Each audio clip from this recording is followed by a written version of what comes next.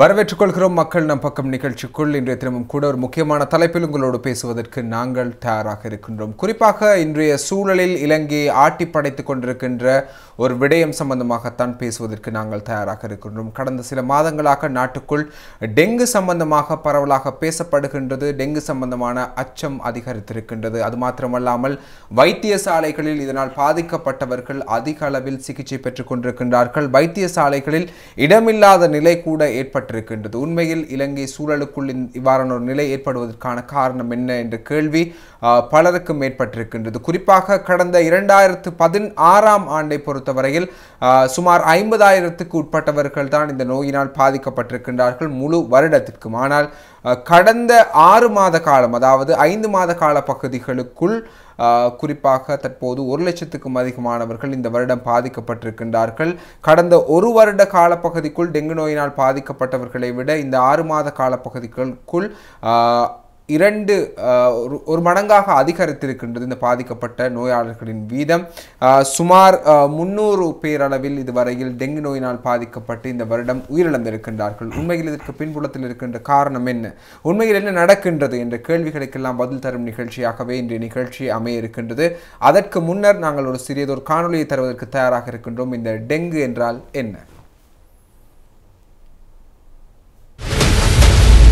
செயல்முறை ரீதியாக தடுப்பதற்கான சாத்தியங்கள் பற்றி ஆராய்ந்து நிபுணர்கள் தமது முன்மொழிவுகளை தற்போது சமர்ப்பித்துள்ளனர். இலங்கை மூலக்கூறு வைத்திய அழகு, இலங்கை மருத்துவ பீடம், கலனி பல்கலைக்கழகம் என்பனவற்றின் நிபுணர்கள் இணைந்து பிரயோக முறை செயற்திட்டத்தை வகுத்துள்ளனர். சுகாதார அமைச்சின் மலேரியா மற்றும் டெங்கு தடுப்பு பிரிவு, மேல்மாகாண சுகாதார திணைக்களம், கை தொழில்நுட்ப நிலையம், நுண் தொழில்நுட்ப நிலையம், அடிப்படை கற்கைகளுக்கான தேசிய நிலையம் என்பவற்றின் பங்களிப்போடு இந்த பிரயோக முறை தயாரிக்கப்பட்டுள்ளது. டெங்கு நோய் பரப்பு நுழம்புகள் பற்றி விரிவான ஆராய்ச்சி, டெங்கு நோய் பரவல் பற்றிய விரிவான தரவுகள், டெங்கு நுழம்பை கட்டுப்படுத்துவதற்கான பிரத்யேகமான நடவடிக்கைகள் மற்றும் கருவிகளை தயாரித்தல், உயிரியல் ரீதியான கட்டுப்பாடுகளை மேற்கொள்ளல், குறைந்த செலவில் டெங்கு நோய் தடுப்பு கருவிகள் மற்றும் நடவடிக்கைகளை அறிமுகம் செய்தல், சுற்றாடல் முகாமைத்துவம் மற்றும் சமூக ஒருங்கிணைப்பு என்பவற்றின் மூலம் டெங்கு பரவலை கட்டுப்படுத்தல் என்பன தொடர்பான விரிவான செயற்திட்ட யோசனைகள் முன்வைக்கப்பட்டுள்ளன.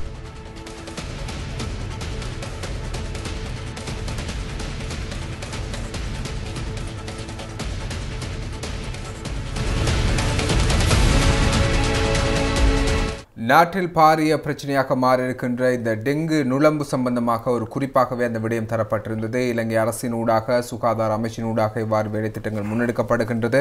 ஊடகவியலாளர் சந்திப்பின் போது பேசப்பட்ட சில விடயங்களும் கூட உங்களோடு பகிர்ந்து கொள்ளப்பட்டது. அந்த குறிப்பின் ஊடாக குறிப்பாக இந்த டெங்கு நோய் சம்பந்தமாக ஒரு ஆழமான உரையாடலை நோக்கி நாங்கள் பயணிக்கலாம் என்று நினைக்கின்றோம். இன்றைய நிகழ்ச்சியின் ஊடாக குறிப்பாக அதற்கு பொருத்தமான ஒரு ஆளுமையைத்தான், ஒரு வைத்தியரைத்தான் நாங்கள் அழைத்து வந்திருக்கின்றோம். கொழும்பு மாவட்ட தாய் சேய் நல வைத்திய நிபுணர் உதயசங்கர் நாயுடு அவர்கள் எங்களோடு இணைந்திருக்கின்றார்கள். நிகழ்ச்சிக்குள் வரவேற்றுக் கொள்கிறோம் ஐயா.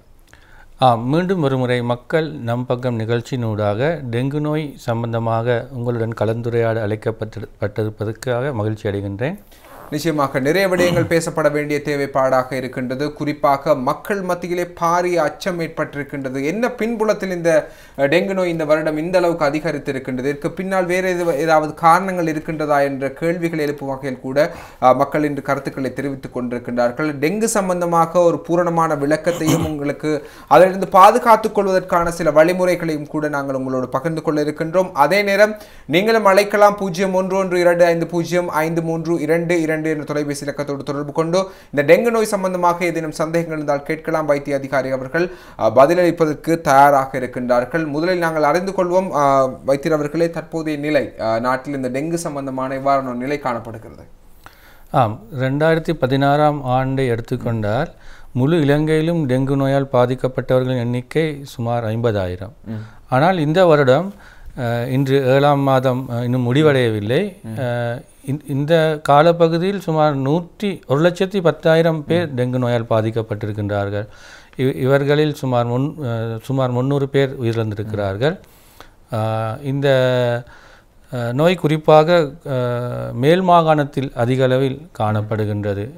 இதிலும் கொழும்பு மாவட்டம் முதலிடத்தையும் கம்பா மாவட்டம் 2ஆம் இடத்தையும் பெற்றுள்ளது.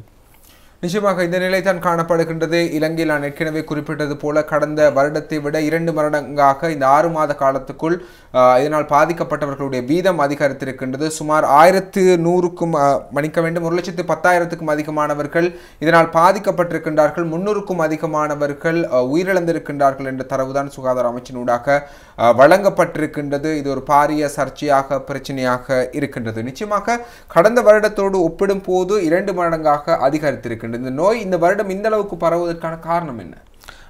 வளமையாக இலங்கை மட்டுமில்லை குறிப்பாக தெற்காசிய நாடுகளில் இந்த பருவப்பெயர்ச்சி மழையை தொடர்ந்து டெங்கு அதிகரிப்பு காணப்படும். அதாவது வருடத்தில் 2 முறை வடகிழ் பருவப்பெயர்ச்சி தென்மேல் பருவப்பெயர்ச்சி இந்த காலங்களில், அதாவது ஏப்ரல் மே மாதத்தில் ஒரு முறையும் அதைத் தொடர்ந்து ஜூலை ஆகஸ்ட் மாதங்களிலும் இந்த டெங்கு நோய் அதிகரிப்பு காணப்படும். ஆனால் அதற்கு மாறாக இந்த வருடம் ஆரம்பத்தில் இருந்தே டெங்கு நோய் அதிகரித்து தான் காணப்பட்டது. தொடர்ச்சியாக காணப்பட்ட டெங்கு இந்த ஜூன் ஜூலை மாதத்தில் மிகவும் அதிகளவு காணப்படுகின்றது. குறிப்பாக ஜூன் மாதத்தில் சுமார் 25,000 பேரும், இதுவரை ஜூலை மாதத்தில் 25,000 பேரும் இந்த டெங்கு நோயால் பாதிக்கப்பட்டுள்ளார்கள். இதற்கான காரணமாக அண்மையில் ஏற்பட்ட அதிகூடிய மழை வீழ்ச்சியும் அதனால் ஏற்பட்ட வெள்ளப்பெருக்கும் காரணம் என சந்தேகிக்கப்படுகின்றது. நிச்சயமாக நான் நினைக்கின்றேன், நாங்களும் கூட இந்த நிகழ்ச்சியில் முக்கியமாக உங்களோட கலந்துரையாடி இருக்கின்றோம். இந்த கிண்ணியா பகுதியில் அதிகளவான மக்கள் இந்த டெங்குனால் பாதிக்கப்பட்டு உயிரிழந்தார்கள். நான் நினைக்கிறேன் 4 மாதங்களுக்கு முன்னர் இந்த சம்பவம் இடம்பெற்றது. இது சம்பந்தமாக நாங்கள் தனியாக ஒரு மக்கள் நம் பக்கம் நிகழ்ச்சியில் உங்களோடு உரையாடி இருந்தோம். குறிப்பாக நாங்கள் சொல்வதாக இருந்தால் அந்த கிண்ணியா பிரதேசத்தில் இடம்பெற்ற அந்த சம்பவத்தின் பின்னரான காலப்பகுதியில் தான் இலங்கையில் இந்த அதிகளவான டெங்கு நோய் பாதிப்பு ஏற்பட்டது. இதற்கு ஏதாவது காரணங்கள் இருக்கின்றதா? இதற்கு ஒன்று மழை வீழ்ச்சி காரணம். இன்னொரு குறிப்பிடத்தக்க அவதானம் என்னவென்றால் டெங்கு வைரஸில் 4 நீர்ப்பாய வகைகள் அல்லது சீரோடைப் என்று சொல்லுவோம் காணப்படுகின்றது. இதில் வலிமையாக சீரோடைப் 2 மிச்சம் குறைவாக தான் இலங்கையில் பாதிப்பு இருந்தது. ஆனால் இந்த வருடம் இந்த டெங்கு நோய்க்கு முக்கிய காரணமாக இருப்பது டெங்கு வைரஸின் சீரோடைப் 2. ஆகவே இந்த டெங்கு நோயை ஏற்படுத்தும் வைரஸ் ஒரு வித்தியாசமான ஒரு பாங்கை காட்டுகின்றது. இதுவும் ஒரு காரணமாக இருக்கலாம். நிச்சயமாக அண்மையில் செய்திகளூடாக பார்க்கக்கூடியதாக இருந்தது. வளமையாக இருக்கின்ற நுளம்புகளை விட மரபணுவில் சில அந்த நுளம்புகளில் மாற்றம் ஏற்பட்டிருப்பதாக சில தகவல்கள் வெளியாக இருந்தது. இதில் ஏதாவது உண்மைகள் இருக்கின்றதா? நுளம்பின் மரபணுக்களில் ஏதாவது மாற்றங்கள் ஏற்பட்டிருக்கின்றது? இல்லை, நுளம்பின் மரபணுவில் மாற்றங்கள் ஏற்பட்டதாக கண்டறியப்படவில்லை.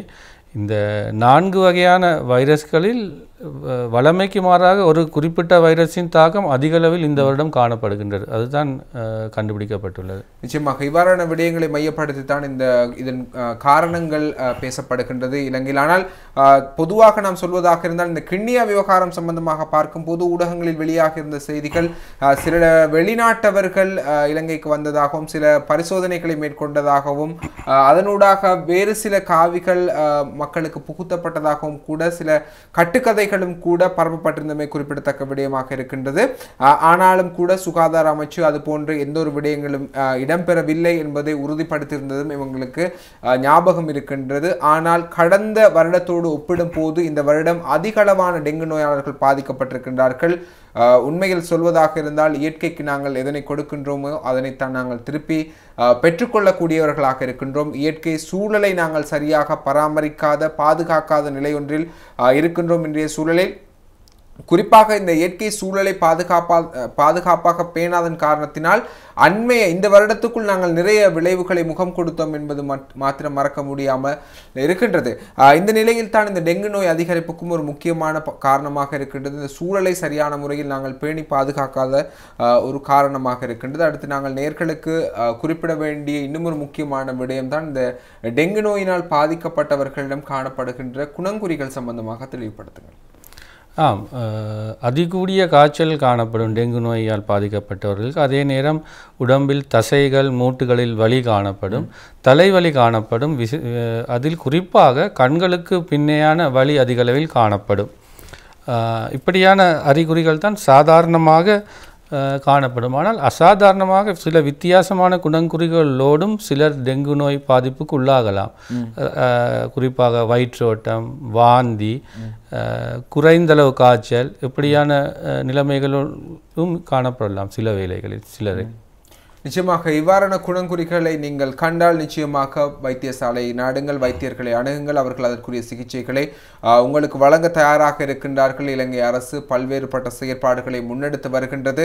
சரியான முறையில் வைத்திய அதிகாரிகள் அவர்கள் குறிப்பிட்டது போல உங்களிடம் ஏதாவது குணங்குறிகள் காணப்படுமாக இருந்தால் உடனடியாக அருகில் இருக்கின்ற வைத்தியரை நாடி அதற்குரிய சிகிச்சைகளை பெற்றுக்கொள்ளுங்கள். இல்லையென்றால் இந்த டெங்கு நோயின் உச்சகட்டமாக உயிரிழப்பு என்ற ஒரு நிலைக்கும் கூட செல்ல வேண்டிய ஏற்படும். எனவே நீங்கள் முன்கூட்டியே இதற்குரிய சிகிச்சைகளை பெற்றுக்கொள்வீர்களாக இருந்தால் அதற்கு சரியான தீர்வுகளை பெற்றுக்கொள்ளக்கூடியதாக இருக்கும் என்ற விடயத்தை ஞாபகப்படுத்துகின்றோம். டெங்கு நோய் சம்பந்தமாக ஏதேனும் சந்தேகங்கள் இருந்தால் அலையுங்கள் 0112505322 0112505322 என்ற தொலைபேசி இலக்கத்தோடு தொடர்பு கொண்டு உங்களுடைய சந்தேகங்களை கேளுங்கள். பதிலளிப்பதற்கு வைத்திய அதிகாரி அவர்கள் தயாராக இருக்கின்றார்கள். தொடர்ந்தும் நிகழ்ச்சியோடு இணைந்திருங்கள். விளம்பர இடைவெளியின் பின்னர் சந்திக்கலாம்.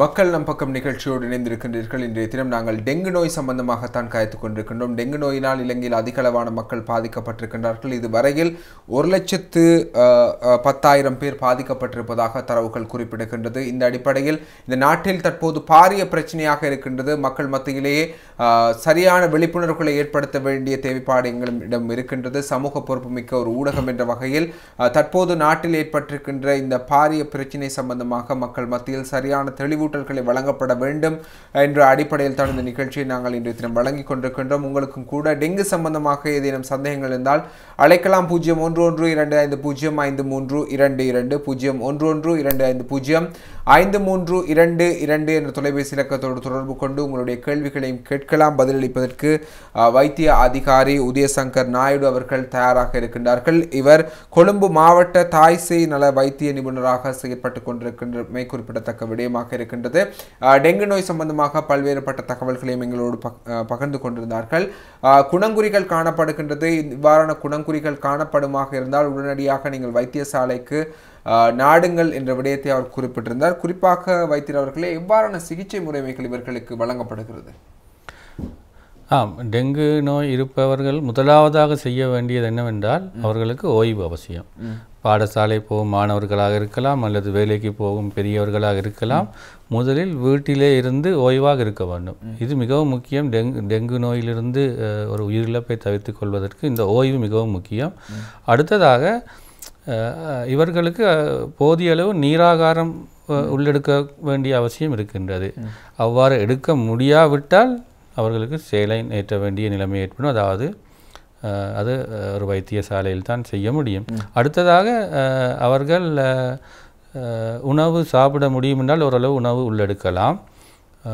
அடுத்தது அவர்களுக்கு இந்த பெரசிட்டமால் என்ற மருந்தின் மூலம் காய்ச்சலையும் உடல் வலிகளையும் கட்டுப்பாட்டில் வைத்து கொள்ளலாம். சில நேரத்தில் இந்த பெரசிட்டமால் எடுக்கும்போது காய்ச்சல் இந்த வலிகள் முழுமையாக குணமாகாது என்றாலும் வேறு காய்ச்சலை குறைக்கக்கூடிய NSAID என்று நாங்கள் சொல்வோம், நான் ஸ்டீராய்டல் ஆன்டி இன்ஃப்ளமேட்டரி ட்ரக்ஸ்ன்னு சொல்வார்கள். ப்ரூஃபன், டைக்ளோஃபெனிக், மெஃபனமிக் ஆசிட் இப்படியான மருந்துகள் எதுவும் பாவிக்கக்கூடாது. ஆஸ்பிரின் இருக்கிறது இல்லை, டிஸ்பிரின் என்று சொல்லுவோம். அதே நேரத்தில் ஸ்டீராய்டு வகையான மருந்துகள் இதை தவிர்க்க வேண்டும். சொல்வதென்றால் காய்ச்சலையும் உடல் வலியையும் குறைப்பதற்கு பெரசிட்டமாலை மட்டுமே பாவிக்க வேண்டும். பெரசிட்டமாலால் காய்ச்சல் உடல் வலி குறையாவிட்டால் அதற்கு ஓய்வெடுப்பதும் ஈர சீலைகளால் உடலை நனைத்து காய்ச்சலை குலைப்பது அப்படியான விடயங்களை கையாள்வது நல்லது, வேறு மருந்துகளை எடுக்காமல். அதே நேரத்தில் இந்த டெங்கு நோய் வந்த அனைவரும் வைத்தியசாலையில் அனுமதிக்கப்பட வேண்டிய அவசியமில்லை. டெங்கு நோய் உள்ளவர்களை வீட்டில் வைத்து பராமரிக்கலாம். அவர்களுக்கு நீராகாரம் போதிய அளவு எடுக்கக்கூடிய நிலைமையில் இருப்பார்களாக இருந்தால், அவர்களுக்கு வாந்தி வயிற்றோட்டம் இல்லை என்றால் அதே நேரத்தில் வீட்டில் வைத்து கவனிக்கும் போது போதிய அளவு சிறுநீர் வெளியேறுகின்றதா என்று பார்க்க வேண்டும். பொதுவாக பெரியவர் ஒருவருக்கு ஒரு மணித்தியாலத்திற்கு குறைந்தது 30 மில்லிலிட்டர் சிறுநீராவது வெளியேற வேண்டும். அப்படி சிறுநீர் போதிய அளவு போகவில்லை என்று சந்தேகம் இருந்தால் கட்டாயம் ஆஸ்பத்திரிக்கு கொண்டு போக வேண்டும். அதே நேரத்தில் டெங்கு காய்ச்சலின் ஒரு பயங்கரமான நிலைமைத்தான் இரத்தப்போக்கு நிலைமை என்று சொல்லுவோம். சிறுநீர் சம்பந்தமாக பேசுவதாக இருந்தால் இதன் விளைவு சிறுநீரகத்தை பாதிப்பதற்கான வாய்ப்புகளும் இருக்கின்றதா அல்லது அதனோடு தொடர்பட்ட விடயம் என்ன காரணம்? சிறுநீரகத்தையும் பாதிக்கக்கூடிய சந்தர்ப்பம் இருக்கின்றது. ஆனால் உடலில் உள்ள திரவத்தின் அளவு குறைவது தான் சிறுநீர் வெளியேற்றம் குறைவதற்கு முக்கியமாக காரணம். நாங்கள் ஷொக் என்று சொல்வோம், உடலில் திரவம் குறைகிறது. இதைத்தான் நாங்கள் முக்கியமாக அவதானிக்கின்றோம் சிறுநீரின் மூலம். நிச்சயமாக இவ்வாறான விடயங்கள் காணப்படுகின்றது. பொதுவாக உங்களுக்கு வீட்டில் வைத்துக்கொண்டே இதற்கான சிகிச்சைகளை வழங்குவதற்கான வாய்ப்புகள் இருக்கின்றது. ஆனாலும் கூட அந்த விடயத்தை அடிப்படையாக கொண்டு இவ்வாறான நோயினால் பாதிக்கப்பட்டவர்களை வீட்டில் வைத்துக்கொண்டு சிகிச்சை வழங்க வேண்டும் என்று முயற்சிக்க வேண்டாம். உங்களால் முடியுமாக இருந்தால் அவ்வாறான செயற்பாடுகளை செய்யுங்கள். இல்லை என்றால் அவர்கள் இருக்கின்ற வைத்தியர்களை நாடுங்கள். அவர்கள் சரியான தீர்வுகளை உங்களுக்கு பெற்றுத் தருவார்கள், சரியான வழிகாட்டல்களை தருவார்கள். அந்த அடிப்படையில் உங்களுடைய சிகிச்சைகளை மேற்கொள்ளுங்கள் என்ற விடயத்தை ஞாபகப்படுத்துகின்றோம். குறிப்பாக இதன் உச்சகட்டமாக சிலருக்கு இந்த இரத்தப்போக்கு ஏற்படுகின்றது. இதற்கான காரணம் என்ன? டெங்கு நோயில் உயிராபத்து ஏற்படுவதற்கு முக்கியமான காரணம் இந்த இரத்தப்போக்கு நிலைமை. எங்களுக்கு தெரியும், இந்த குருதியில் சிறுதட்டுகள் என்ற ஒரு பகுதி இருக்கின்றன. இந்த சிறுதட்டுகள் தான் குருதியை இந்த குருதி குழாய்களுக்குள்ளே வைத்துக் கொள்கின்றது. அதாவது குழாய்களிலிருந்து உடலில் குருதி வெளியேற்றம் ஏற்படுவதை தடுக்கிறது இந்த சிறுதட்டுகள். அப்போ இந்த டெங்கு வைரஸ் பாதிப்பினால் திடீரென்று சிறுதட்டுகள் குறைவடைகின்றது. சிறுதட்டுகளின் எண்ணிக்கை ஒரு மில்லி லிட்டருக்கு 10,000 விட குறைவாக இருந்தால், அதாவது மிகவும் குறைவாக இருந்தால் உடலில் பல்வேறு பகுதிகளில் உள்ள உறுப்புகளில் இந்த இரத்தப்போக்கு ஏற்படுகின்றது. குறிப்பாக மூக்கால் இரத்தம் வரலாம், வாயில் இரத்தம் வரலாம், இரத்த வாந்தி வரலாம். அதே நேரத்தில் மலத்துடன் இரத்தம் வெளியேறலாம். அதே நேரத்தில் தோலுக்கு கீழ் இரத்தம் வெளியேறுவதால் சிவப்பு நிறமான புள்ளிகள் தோலில் உண்டாகலாம். அதே நேரத்தில் உள்ளுறுப்புகளில் இரத்தப்போக்கு உண்டாகலாம். குறிப்பாக ஈரலில் இரத்தப்போக்கு உண்டாவதால் ஈரல் வீக்கமடைந்து வயிற்று வலி உண்டாகலாம். அதே போல மற்ற உறுப்புகளிலையும் இரத்தப்போக்கு சிறுநீரமாக இருக்கலாம், மண்ணீரலாக இருக்கலாம், உண்டாகலாம். இந்த நிலைமை மிகவும் உயிராபத்தை தோற்றுவிக்கக்கூடியது. இந்த நிலைமையை நேரத்தோடு அறிந்து கொள்ளலாம். நாங்கள் பிளட் கவுண்ட்னு சொல்லுவோம். செய்வதன் மூலம் இந்த பிளட் கவுண்டில் விசேஷமாக குருதி சிறுதட்டுகள் பிளேட்லெட்னு சொல்லுவோம். இந்த கவுண்டை நாங்கள் பார்க்க வேண்டும். இது 50க்கு கீழே போகுதுன்னு சொன்னால் நிச்சயம் இந்த நோயாளி தீவிர சிகிச்சை இவருக்கு அளிக்கப்பட வேண்டும். குறிப்பாக எல்லா வைரஸ் தொற்றுக்களிலும் இந்த குருதி சிறுதட்டுகள் அளவு குறைவது வழமை. இதை பார்த்து பயப்பட தேவையில்லை. 75, 60 அப்படி வந்துட்டு திருப்பி தன்னாலே அது கூடிடும் 2-3 நாட்கள். ஆனால் சில செய்திகளினூடாக சில தகவல்களூடாக கேட்க கிடைத்தது, இந்த சூழ்நிலையில் இலங்கையில் தற்போது பரவி வருகின்ற இந்த டெங்கு சிலருக்கு குருதி சிறுதட்டுக்கள் குறைந்ததாக டெஸ்ட்களின் போது காட்டாத ஒரு நிலையும் இருக்கின்றது. அவ்வாறு ஏதாவது நிலைகள் காணப்படுகிறதா? டெங்கு அனைவருக்குமே குருதி சிறுதட்டுகள் குறைவதில்லை. அதை தெளிவாக புரிந்து கொள்ள வேண்டும். இந்த இரத்தப்போக்கு நிலைமை வந்தால் மட்டும்தான் குருதி சிறுதட்டு மிகவும் குறையும். உதாரணமாக குருதி சிறுதட்டு 50 வரை குறைவது வைரஸ் தொற்றுக்களில் சாதாரணம். மிகவும் குறைதல் 40-30 குறையுதுன்னு சொன்னால் அது மிகவும் பாரதூரமான விடயம். நிச்சயமாக இவ்வாறான சூழ்நிலைகள் தான் காணப்படுகின்றது. எவ்வாறு உங்களுடைய உடல் பாதிக்கப்படுகின்றது, அதனூடாக எவ்வாறான விளைவுகள் ஏற்படுகின்றது என்பது சம்பந்தமாக வைத்தியர் அவர்கள் எங்களுக்கு மிகவும் தெளிவாக சில விடயங்களை குறிப்பிட்டிருந்தார்கள். நீங்கள் அதிகமாக உச்சக்கட்ட நிலையை அடைந்து வைத்தியசாலைகளுக்கு செல்வதற்கு முன்னர் சாதாரணமான நிலையில் இருக்கும் போதே நீங்கள் வைத்தியசாலைகளை நாடி அங்கே வைத்தியர்களின் ஆலோசனைகளூடாக உங்களுடைய சிகிச்சைகளை பெற்றுக்கொள்ளுங்கள் என்ற விடயத்தை மீண்டும் மீண்டும் நாங்கள் உங்களுக்கு ஞாபகப்படுத்துகின்றோம். உங்களுக்கும் கூட ஏதேனும் சந்தேகங்கள் இருந்தால் அழைக்கலாம். 011-2552-011-2552 என்ற தொலைபேசி இலக்கத்தோடு தொடர்பு கொண்டு உங்களுடைய கேள்விகளையும் கூட கேட்கலாம். டெங்கு நோய் சம்பந்தமாக பதிலளிப்பதற்கு வைத்திய அதிகாரி உதயசங்கர் நாயுடு அவர்கள் தயாராக இருக்கின்றார்கள். அதே நேரம் இன்றைய சூழ்நிலையில் இன்னும் ஒரு சர்ச்சைக்குரிய பிரச்சனைக்குரிய விடயமாக இருக்கின்றது. இந்த நோயினால் பாதிக்கப்பட்டவர்களை வைத்தியசாலைகளில் அனுமதிக்க முடியாத ஒரு நிலை காணப்படுகின்றது. ஏனென்றால் அதிகளவானவர்கள் பாதிக்கப்பட்டிருக்கின்றார்கள். இருக்கின்றார்கள், இடவசதி காணப்படாத ஒரு நிலை காணப்படுகின்றது. உண்மையில் இவர்களை வைத்தியசாலையில் அனுமதிப்பது சம்பந்தமாகவும் இவ்வாறான செயற்பாடுகளை முன்னெடுக்க வேண்டும் என்பது சம்பந்தமாகவும் தெளிவுபடுத்துங்க. ஆம், நான் முதலிலும் கூறினேன், டெங்கு நோய் வந்த அல்லது டெங்கு நோய் என்று சந்தேகிக்கப்படும் அனைவரும் வைத்தியசாலையில் அனுமதிக்கப்பட்டு உள்நோயாளர்களாக பராமரிக்கப்பட வேண்டிய அவசியம் இல்லை. அவர்களுக்கு போதிய அளவு நீராகாரம் அருந்த முடியும் என்றால் அல்லது வாந்தி வயிற்றோட்டம் இல்லை என்றால் அவர்கள் திடகாத்திரமாக இருப்பார்கள் என்றால் அவர்கள் தொடர்ந்து வீட்டிலிருந்தே ஒரு வெளிநோயாளர் சிகிச்சை ஒன்று பெற்றுவிட்டு வைத்திய ஆலோசனை பெற்றுவிட்டு வீட்டிலிருந்து அவர்கள் அந்த மருந்துகளை அதாவது பேராசிட்டமாலை எடுக்கலாம் ஓய்வாக இருந்து. அதே நேரம் நீராகாரம் போதிய அளவு எடுக்க முடியாதவர்கள் அவர்களுக்கு சேலை நேற்ற வேண்டிய தேவை இருக்கின்றது. அதே நேரத்தில் வாந்தி வயிற்றோட்டம் உள்ளவர்கள், அடுத்ததாக இது சிறுதட்டுகள் குறைவு, இரத்த கவுண்டில் சிறுதட்டுகள் மிகவும் குறைகின்ற அறிகுறி தெரிபவர்கள் அல்லது இரத்த போக்குடைய நிலைமை குறிய அறிகுறிகள், அதாவது மூக்கால் வாயால் வாந்தியுடனோ மலத்துடனோ இரத்தம் வெளியேறுபவர்கள் நிச்சயமாக ஆஸ்பத்திரியில் அனுமதிக்கப்பட்டு தான் அவர்களுக்குரிய சிகிச்சை வழங்கப்பட வேண்டும். நிச்சயமாக இவ்வாறான சிகிச்சை முறைகள் வழங்கப்பட வேண்டும், வைத்தியசாலையில் இவ்வாறு அனுமதிக்கப்பட வேண்டும் என்பது சம்பந்தமாக உங்களுக்கு போதுமான வழிகாட்டல்களையும் ஆலோசனைகளையும் வைத்திய அதிகாரி அவர்கள் வழங்கியிருக்கின்றார்கள்.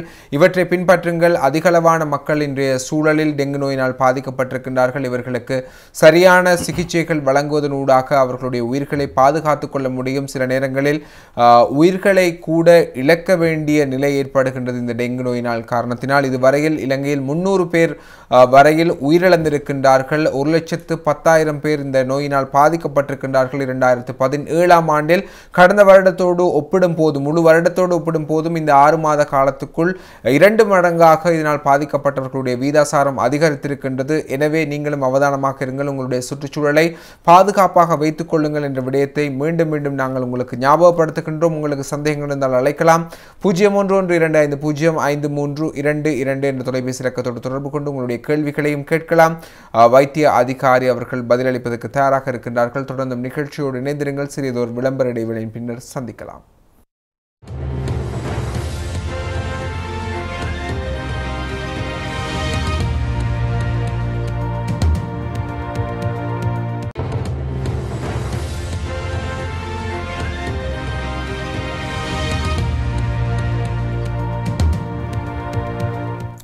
மக்கள் நம் பக்கம் நிகழ்ச்சியோடு இணைந்திருக்கின்றீர்கள். இன்றைய தினம் நாங்கள் டெங்கு நோய் சம்பந்தமாகத்தான் காத்துக் கொண்டிருக்கின்றோம். உங்களுக்கும் சந்தேகங்கள் இருந்தால் அழைக்கலாம். அலைங்கள் 0112253532 என்ற தொலைபேசி இலக்கத்தோடு தொடர்பு கொண்டு உங்களுடைய கேள்விகளை கேளுங்கள். கொழும்பு மாவட்ட தாய் சேய் நல வைத்திய நிபுணர் உதயசங்கர் நாயுடு அவர்கள் இணைந்திருக்கின்றார்கள் எங்களோடு. உங்களுடைய சந்தேகங்களுக்கு பதிலளிக்கவும் தயாராக இருக்கின்றார். தற்போது ஒரு அழைப்பாளர் எங்களோடு இணைந்திருக்கின்றார். பார்க்கலாம் யார் என்று. ஹலோ ஹலோ வணக்கம். 8 மாதத்துக்கு முன்னே மானுக்கு டெங்கு வந்தது. ஹலோ வணக்கம். யார்? அவர் இன்னமும் உடம்பு பிடிச்சிட்டு சொல்றாரு. என்ன காரணம்? யாரு கதைக்கிறீங்க நீங்க? நான் ரவுமத்துல்லா கதைக்கிற மாவனல். சரி ரவுமத்துல்லா, உங்களுடைய கேள்வியை திரும்ப இன்னும் ஒரு முறை கேளுங்கள். 8 மாதத்துக்கு முன்னே மானுக்கு டெங்கு வந்தது. ஆனால் அவருக்கு இன்னமும் உடம்பு பிட் இல்லை என்றால் உடம்புல சூடு உஷ்ணம் இருக்கிறது. என்ன காரணம் கேட்கிறோம் டாக்டர். டாக்டர் ஏதாவது கேட்க வேண்டுமா அவரிடம்? உண்மையில் உங்களுக்கு கேள்விக்கு சரியான பதில் அளிப்பதற்கு நான் அவரை சோதித்து பார்க்க வேண்டும். அவருக்கு டெங்கு வந்ததுக்கு பிறகு வேறு ஏதும் வருத்தம் வந்திருக்கான்னு சொல்லி பார்க்க வேண்டும். பொதுவாக டெங்கு வந்தவர்களுக்கு சில காலம் மூட்டுகள் தசை வலிகள் இருப்பதும் வழமை. அதை நாங்கள் போஸ்ட் வைரல் ஆர்த்தரைட்டிஸ்ன்னு சொல்லுவோம். அதை விட அப்படியான நிலைமைகள் இருப்பது டெங்கு வந்தவர்களுக்கு இருப்பது சாதாரணமாக நாங்கள் அவதானிக்கவில்லை. ரஹ்மத்துல்லாஹ், அழைப்பில் இருக்கின்றீர்கள். அழைப்பு துண்டிக்கப்பட்டு விட்டது. வேறு ஏதாவது பாதிப்புகள் ஏற்பட்டிருக்கின்றதா? அவரை நேரடியாக பரிசோதித்து தான் சில முடிவுகளை சொல்ல முடியும். இவ்வாறான விடயங்களுக்கு நாங்கள் தொடர்ந்தும் கதைக்கலாம். இது சம்பந்தமாக நிறைய சந்தேகங்கள் நிறைய பேருக்கு இருக்கும். அது சம்பந்தமான தெளிவுபடுத்தலாகவே இந்த நிகழ்ச்சி அமையப்பெற இருக்கின்றது. உண்மையில் டாக்டர், இந்த நோயினால் பாதிக்கப்பட்ட நோயாளி இவ்வாறான வைத்திய பரிசோதனைகளுக்கு உட்படுத்தப்படுகின்றனர். நாங்கள் நோயால் பாதிக்கப்பட்ட இந்த டெங்கு நோய் என்ற சந்தேகம் இருக்குமாக இருந்தால் இன்றைய காலகட்டத்தில் யாருக்கு காய்ச்சல் வந்தாலும் டெங்கு நோய் என்ற சந்தேகம் வர வேண்டும். முதலில் டெங்கு நோய்க்குரிய சோதனை செய்வது தான் சிறந்தது.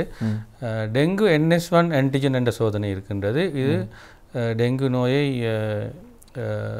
மிகவும் விரைவாக, அதாவது வந்து முதலாவது நாள் 2வது நாளிலேயே டெங்கு நோயை கண்டுபிடிக்கும் சக்தி உள்ளது.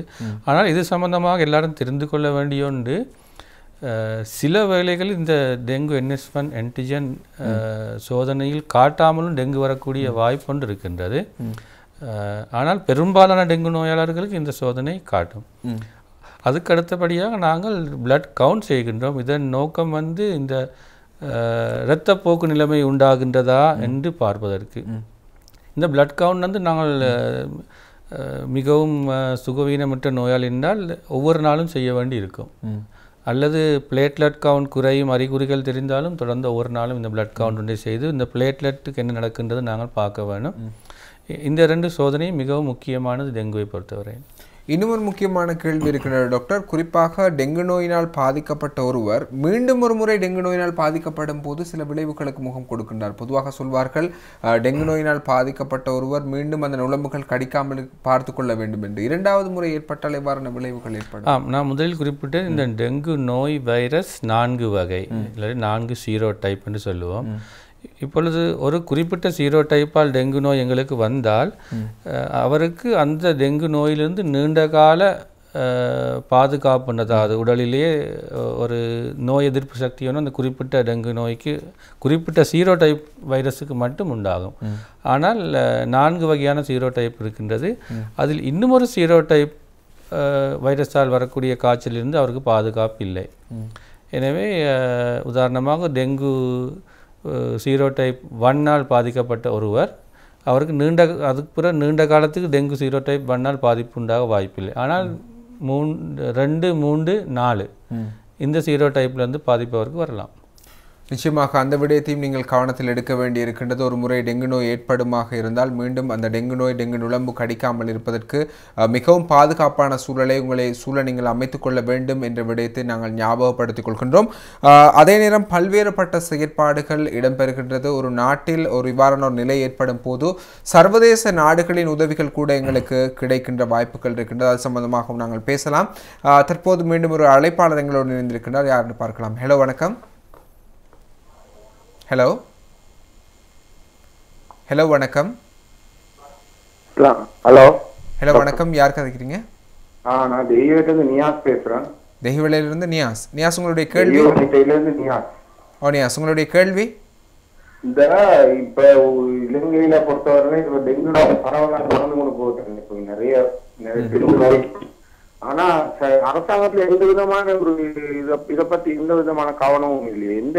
என்ன அவங்களோட திட்டம் இத பத்தி ஒரு விளக்கம்னு தர முடியுமா? நிச்சயமாக அடுத்த கட்டம் அது சம்பந்தமாகத்தான் நாங்களும் பேசுவதற்கு தயாராக இருக்கணும். தொடர்ந்து நிகழ்ச்சியோடு இணைந்திருங்கள் நியாஸ், அதற்கான பதில் உங்களுக்கு கிடைக்கும் என்று நினைக்கின்றேன். உண்மையில் சர்வதேச உதவிகள் சம்பந்தமாக நாங்கள் பேசியிருந்தோம். அதுக்கு முன்னர் நாங்கள் சுகாதார அமைச்சின் ஊடாக எவ்வாறான வேலைத்திட்டங்கள் முன்னெடுக்கப்படுகின்றது, அரசின் ஊடாக எவ்வாறான வேலைத்திட்டங்கள் முன்னெடுக்கப்படுகின்றது என்பதை சுருக்கமாக கூறிவிட்டு சர்வதேச உதவிகள் சம்பந்தமாக பேசலாம். முதலாவதாக வீடு வீடாக சென்று டெங்கு நோய் பரவக்கூடிய அல்லது டெங்கு நுளம்பு பெருகக்கூடிய இடங்களை கண்டுபிடித்தலும் ஒழித்தலும் நாடெங்கிலும் நடைபெற்று வருகின்றது. இதற்கு நாடெங்கிலும் உள்ள சுகாதார வைத்திய அதிகாரி பணிமனைகளும் அங்குள்ள சேவையாளர்கள் மற்றும் முப்படையினரும் சேர்ந்து இந்த திட்டத்தை செய்து கொண்டு வேலை திட்டத்தை முன்னெடுக்கின்றார்கள். அதைவிட ஆஸ்பத்திரிகளில் டெங்கு நோயாளிகளுக்கு வைத்தியம் செய்வதற்கான ஏற்பாடுகள் செய்யப்பட்டிருக்கின்றன. இடவசதிகள் இல்லாத ஆஸ்பத்திரிகளில் தற்காலிக கூடாரங்கள் அமைக்கப்பட்டு நோயாளர்கள் பராமரிக்கப்படுகின்றார்கள். அதே நேரத்தில் டெங்கு நோய் பராமரிப்புக்கு தேவையான மருந்துகள் தாராளமாக கிடைப்பதற்கு சுகாதார அமைச்சு நடவடிக்கை எடுத்துள்ளது. இப்படியான வேலைத்திட்டம் நடக்கின்றன. நிச்சயமாக அரசாங்கம் இது சம்பந்தமாக மும்முரமான செயற்பாடுகளை முன்னெடுத்து வருகின்றது என்பதை யாராலும் மறுத்துவிட முடியாது. குறிப்பாக பல வருட காலங்களாக இந்த டெங்கு நோய் தொற்று இருக்கின்ற பிரதேசங்களுக்கு வைத்திய அதிகாரிகள் அதே நேரம் முப்படையினர் சென்று பரிசோதனைகளை மேற்கொள்கின்றார்கள். அவ்வாறு டெங்கு நுளம்பு வருவதற்கு பரவுவதற்கான வாய்ப்பு இருக்கின்ற சூழலை வைத்திருப்பவர்களுக்கு எதிராக வழக்கு தொடரப்படுகின்றது. அதற்கு எதிரான தண்டப்பணங்கள் விதிக்கப்படுகின்றது. அரசினால் முடியுமான செயற்பாடுகள் முன்னெடுக்கப்பட்டு கொண்டிருக்கின்றது. குறிப்பாக இந்த நோயினால் பாதிக்கப்பட்ட பாதிக்கப்படுகின்ற மக்களுக்கு இலவசமாக சிகிச்சைகளை அரசாங்கம் வழங்கி கொண்டிருக்கின்றது.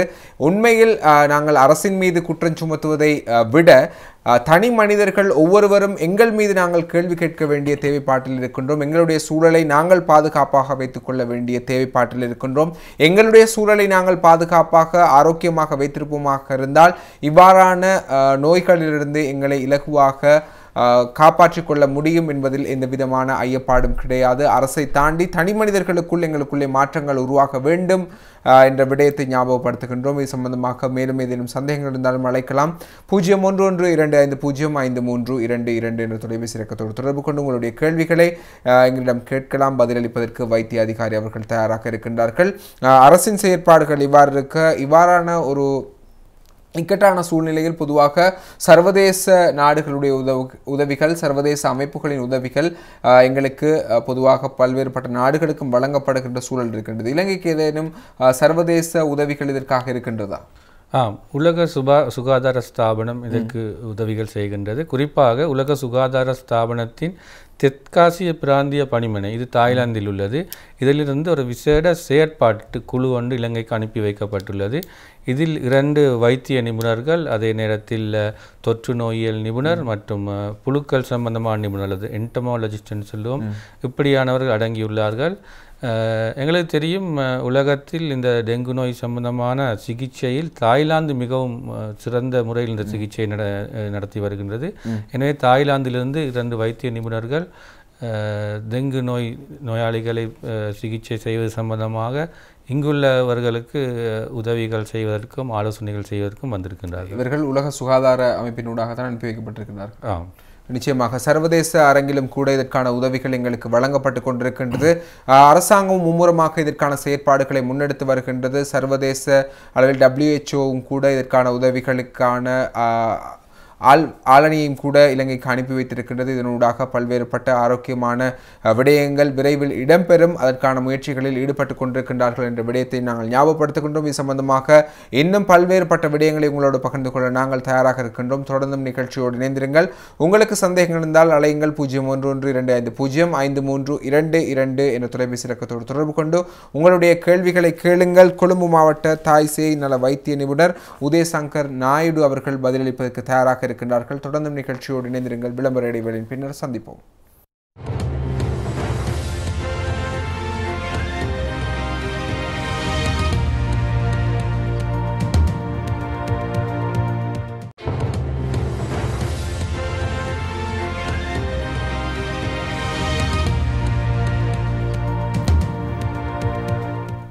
மக்கள் நம் பக்கம் நிகழ்ச்சியோடு இணைந்திருக்கின்றீர்கள். இன்றைய தினம் நாங்கள் டெங்கு நோய், அதற்கான தீர்வுகள் சம்பந்தமாகத்தான் கருத்து கொண்டிருக்கின்றோம். இன்றைய சூழலில் நாட்டில் பாரிய அளவில் ஒரு பிரச்சனையாக இந்த பிரச்சனையை காணக்கூடியதாக இருக்கின்றது. இதற்கான தீர்வுகளை எவ்வாறு பெற்றுக்கொள்வது, எவ்வாறான சிகிச்சை முறைமைகளை பெற்றுக்கொள்வது என்பது சம்பந்தமாக பல்வேறுபட்ட தகவல்களையும் எங்களோடு பகிர்ந்து கொள்கின்றார்கள் கொழும்பு மாவட்ட தாய் சேய் நல வைத்திய நிபுணர் உதயசங்கர் நாயுடு அவர்கள். குறிப்பாக இன்னும் ஒரு முக்கியமான விடயத்தை நாங்கள் கேட்க வேண்டியிருக்கின்றது. நாங்கள் வைத்திய முறைமைகள், சிகிச்சை முறைமைகள், சர்வதேச உதவிகள் சம்பந்தமாக எல்லாம் பேசியிருந்தோம்.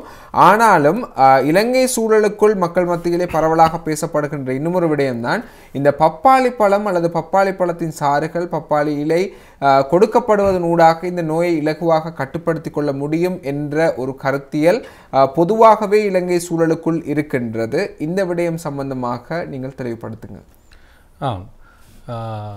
டெங்கு வைரஸை பொறுத்தவரையில் அதற்கு மருந்து எதுவும் இல்லை. உடலில் உள்ள நோய் எதிர்ப்பு சக்தியால் தான் இந்த டெங்கு வைரஸ் உடலிலிருந்து அகற்றப்படுகின்றது.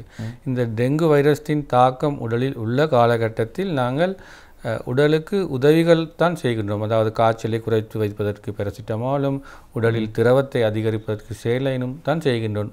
உண்மையில் எங்கள் உடல் தான் டெங்கு வைரஸை அளிக்கின்றது. அதாவது எங்கள் உடலிலே டெங்கு வைரஸுக்குரிய எதிர்ப்பு சக்தி இருக்கின்றது. சாதாரணமாக எல்லா வைரஸ் நோய்களுக்கும் இப்படியான சக்தி இருக்கின்றது. வைத்துக்கொள்ளும், இன்று இந்த வருடம் 1,10,000 பேர் டெங்கு வைரஸால் பாதிக்கப்பட்டார்கள். ஆனால் இதில் 300 பேர் தான் உயிரிழந்திருக்கிறார்கள். மிச்சம் அனைவரும், மிகுதி அனைவரும் இந்த உடல் நோய் எதிர்ப்பு சக்தி காரணமாக இறப்பிலிருந்து காப்பாற்றப்பட்டுள்ளார்கள்.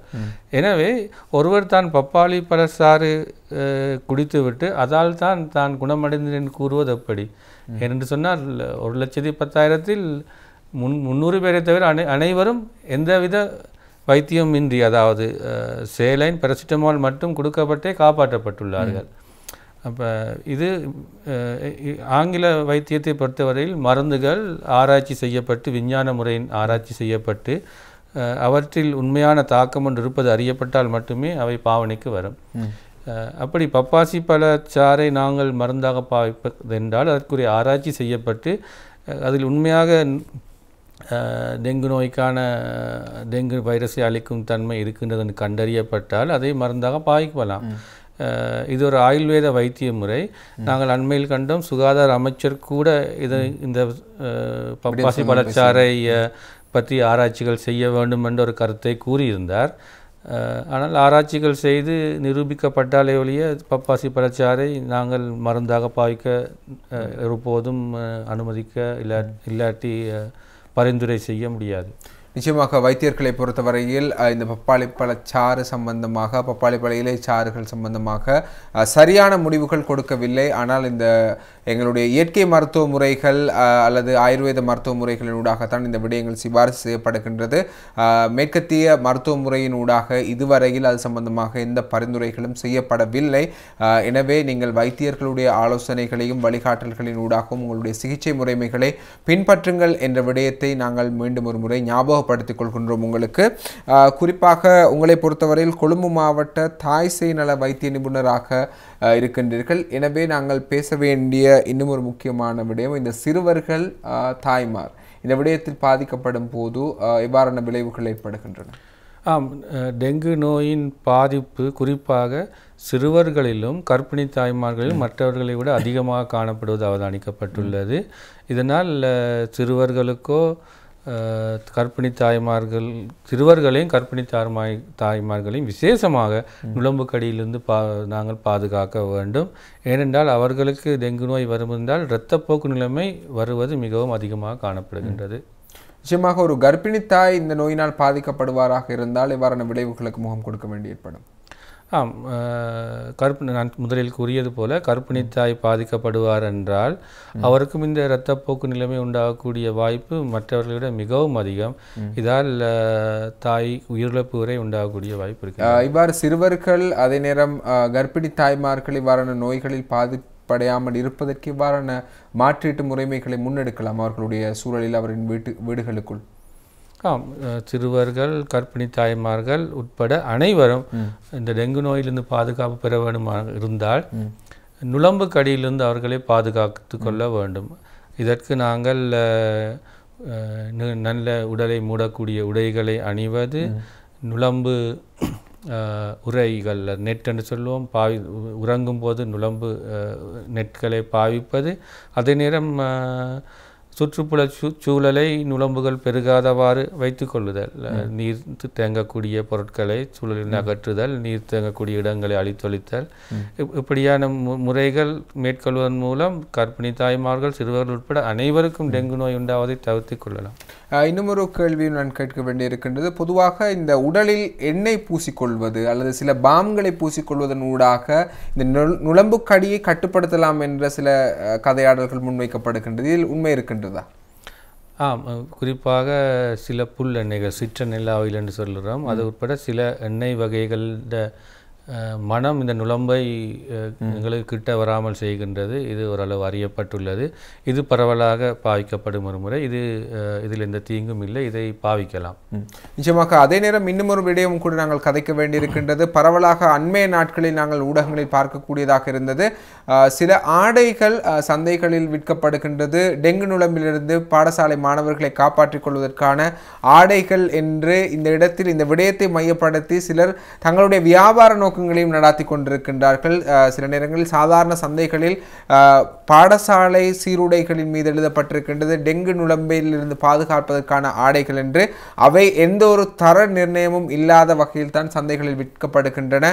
அவை சம்பந்தமாக நீங்கள் மிகவும் அவதானமாக இருங்கள். இவ்வாறான சூழ்நிலைகள் சில சந்தை பொருளாதாரத்தை மையப்படுத்தி தங்களுடைய வியாபாரத்தை மேற்கொள்கின்ற சிலரும் இருக்கின்றார்கள். இவ்வாறான மாஃபியாக்களும் இருக்கின்றது. அது சம்பந்தமாக நீங்கள் சரியான விழிப்புணர்வுகளை பெற்றுக்கொள்ளுங்கள். சில நேரங்களில் தர நிர்ணயங்களுடன் கூடிய நுளம்புகளை கட்டுப்படுத்தக்கூடிய சில இயந்திரங்கள் இருக்கின்றது, கைகளில் போடக்கூடிய சில காப்புகள் இருக்கின்றன. அவ்வாறான விடயங்களை நீங்கள் தர நிர்ணயத்தோடு சரியாக அங்கீகரிக்கப்பட்ட விடயங்களை வாங்குங்கள். அதுவல்லாமல் உங்களை இவ்வாறான ஒரு சூழலில் வைத்து ஏமாற்றுகின்ற ஒரு கூட்டமும் இருக்கின்றது என்ற விடயத்தையும் நாங்கள் ஞாபகப்படுத்திக் கொள்கின்றோம். நீங்கள் சொல்லுங்கள், இந்த நுளம்பு பரவாமல் இருப்பதற்கு சூழலை எவ்வாறான விதங்களில் பாதுகாத்துக் கொள்ளலாம்? அதே நேரம் அண்மைய நாட்களில் இலங்கையில் இந்த பொலித்தீன் பாவனை முழுமையாக கட்டுப்படுத்துவதற்கான ஒரு செயற்பாடு முன்னெடுக்கப்பட்டு வருகின்றது. இது எந்த அளவுக்கு இந்த டெங்கு நுளம்பை கட்டுப்படுத்துவதற்கு சாதகமான ஒரு சூழலை ஏற்படுத்தும்? இந்த டெங்கு நுளம்பு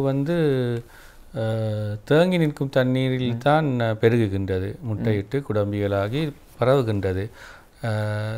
நான் முதலில் கூறியது போல நீர் தேங்கும் இடங்களை எமது சூழலிலிருந்து அகற்ற வேண்டும். தேங்காய் சிரட்டையாக இருக்கலாம், யோகட் கோப்பைகள் அல்லது பொலித்தீன்கள் சுற்றால் இருந்தால் மழை நீர் அதில் தேங்கி நின்று அது நல்ல நுளம்பு பெருகக்கூடிய இடமாக மாறிவிடுகின்றது.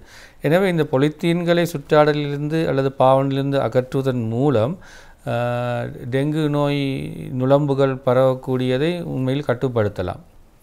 நிச்சயமாக இவ்வாறான ஒரு சூழ்நிலை தான் காணப்படுகின்றது. இந்த விடயங்களிலிருந்து எங்களை நாங்கள் கட்டுப்படுத்திக் கொள்வதற்கு எங்களுடைய சூழலை நாங்கள் பாதுகாக்க வேண்டி இருக்கின்றது.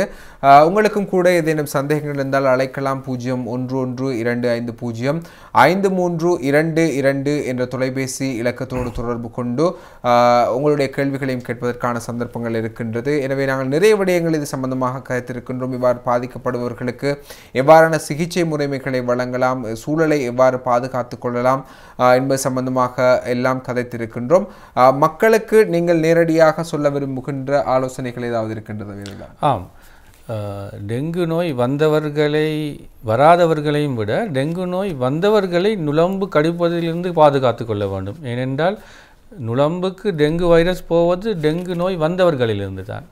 ஆகவே முதலில் டெங்கு நோய் ஒரு ஆளுக்கு வந்திருக்கின்றதென்றால் அவரை நுளம்பு கடிக்காமல் பாதுகாத்து கொண்டோம் என்றால் வீட்டில் உள்ள மற்றவர்களுக்கும் அதனால் வீட்டில் மட்டுமில்லை சுற்றாடலில் மற்ற வீடுகளில் இருக்கிறவர்களுக்கும் பாதுகாப்பு ஏற்படும். ஆகவே அது மிகவும் முக்கியம், டெங்கு நோய் வந்தவர்களை நுளம்பு கடிக்காமல் பாதுகாத்து கொள்வது. அதே நேரம் இன்னொரு விடயத்தை கேட்க வேண்டியிருக்கிறது. நுளம்பு சுருள்களை பயன்படுத்துவதால் சிறுவர்கள் அதே நேரம் கர்ப்பிணி தாய்மார்கள் ஏதாவது பாதிப்புகள் ஏற்படுமா? நுளம்பு சுருள்கள் மிகவும் பரவலாக பாவிக்கப்படுகின்றன. இந்த நுளம்புகளை விரட்டி அடிப்பதற்கு நீண்டகால போக்கில் சில சுவாச நோய்கள் உண்டாவதற்கு இது காரணமாகலாம் என்ற சந்தேகங்கள் இருக்கின்றன. நிச்சயமாக அந்த விடயங்களையும் நீங்கள் அவதானத்தில் எடுத்துக்கொள்ளுங்கள். உங்களை பாதுகாத்துக் கொள்வதற்கு உங்களிடம் இருக்கின்ற சில முறைமைகளை பயன்படுத்துங்கள். சில நேரங்களில் நான் ஏற்கனவே குறிப்பிட்டது போல இவற்றை மையப்படுத்தி அவர்கள் வேறு ஏதாவது பயன்பாடுகளுக்கும் உங்களை உட்படுத்துவதற்கான வாய்ப்புகள் இருக்கின்றது, மோசடிகளில் உட்படுத்துவதற்கான வாய்ப்புகள் இருக்கின்றது. சரியான அங்கீகரிக்கப்பட்ட வைத்தியர்கள், வைத்திய ஆலோசகர்களை நீங்கள் அணுகுங்கள். சரியான வைத்தியசாலைகளை அணுகி உங்களுடைய சிகிச்சை முறைமைகளை நீங்கள் பெற்றுக்கொள்ளுங்கள். அதுவல்லாமல் சில மோசடிக்காரர்களுக்குள் கொண்டு இவ்வாறான ஒரு கஷ்டமான சூழ்நிலையிலும் கூட மக்களை மிகவும் பயன்படுத்துகின்ற, அவர்களை அசௌகரியத்துக்கு உட்படுத்துகின்ற ஒரு குழு எப்போதுமே இருந்து கொண்டிருக்கின்றது. அவர்களுடைய கரங்களில் நீங்கள் சிக்கிவிடாதீர்கள். முழுமையாக நாங்கள் இந்த விடயத்திலிருந்து எங்களை பாதுகாத்துக் கொள்வதற்கான ஒரு களமாக எங்கள் தனிப்பட்ட ஒவ்வொரு மனிதனுக்குள்ளும் நாங்கள் சிந்திக்க வேண்டியிருக்கின்றது. எங்களுடைய சூழலை நாங்கள் பாதுகாத்துக் கொள்ள வேண்டியிருக்கின்றது. அந்த சூழலை பாதுகாத்துக் கொள்வோம். சூழலை பாதுகாத்து கொண்டு சூழல் மீது நாங்கள் அன்பு காட்டுவோம். நிச்சயமாக அந்த சூழலும் எங்களுக்கு அன்பு காட்டும். சூழல் ஆரோக்கியமான விடயங்களை எங்களோடு பகிர்ந்து கொள்ளும். நாங்களும் சூழலுக்கு ஆரோக்கியமான விடயங்களை பகிர்ந்து கொள்வோம் என்ற விடயத்தை நாங்கள் தொடர்ந்தும் உங்களிடம் ஞாபகப்படுத்திக் கொள்கின்றோம். பல்வேறுபட்ட விடயங்களை, டெங்கு நோய் சம்பந்தமாக பல்வேறுபட்ட அம்சங்களை எங்களோடு பகிர்ந்து கொண்ட கொழும்பு மாவட்ட தாய் சேய் நல வைத்திய நிபுணர் உதயசங்கர் நாயுடு அவர்களுக்கு எமது மனமார்ந்த நன்றிகளை தெரிவித்துக் கொள்கின்றோம். மக்கள் நம்பகத்தின் ஊடாக எனக்கு வழங்கப்பட்ட வாய்ப்புக்கு உதயம் தொலைக்காட்சிக்கு எனது நன்றி. மீண்டும் ஒரு நிகழ்ச்சியில் உங்கள் அனைவரையும் சந்திக்கும் வரை விடைபெறுகின்றோம். நாளைய தினமும் கூட ஒரு முக்கியமான தலைப்போடு உங்கள் அனைவரையும் சந்திக்கும் வரை இந்த நிகழ்ச்சியிலிருந்து விடைபெறுகின்றேன். நன்றி, வணக்கம்.